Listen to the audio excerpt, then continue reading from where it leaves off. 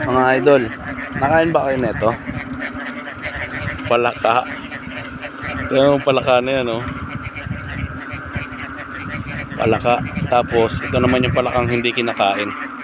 Papakita ko naman sa inyo. Yan.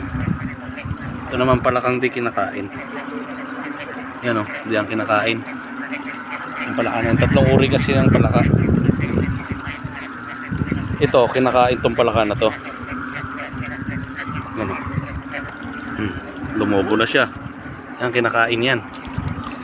Meron pang isang palaka, yung masarap, yung humahaba, yung mahaba yung binti. So nga lang, napakailap na. Pag naispatan ka nun, tatakbo ka agad.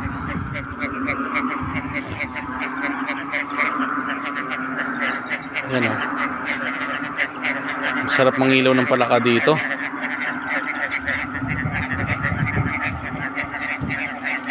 Pag hindi ka maalam tumingin ng palaka, malalason ka. Kaya kailangan marunong kang tumingin ng palaka. Kung anong klaseng uri ng palaka yun, makikita mo. Pakitaan ko kayo na masarap na palaka.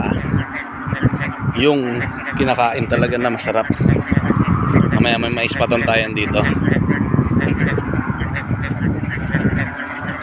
Dito nga pala kami ngayon, Padre Garcia. Swimming kami dito sa resort. Pumunta lang ako dito sa bukid para tumingin ng palaka. Tingin lang kami dito ng palaka.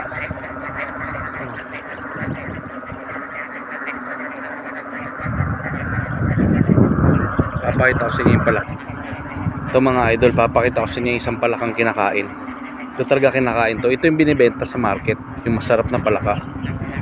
Tignan natin kung makikita nyo, idol, ha. Kasi mabilis yun. Ayun, oh. Yan siya, oh. Ayan. Yan, oh. Kaya mamaya tatalon yan. Yan yung masarap, yung palakang bukid talaga. Yun, tumalon na. Yun yung masarap. Palakang bukid talagang totoo. So nga lang mailap yun. Masarap yun ilawan sa gabi. Maganda. Para mahuhuli mo talaga. Yun yung binibenta sa market. Yan palaka na yan. Pag kinain mo yan, idol, sigurado panaw ka.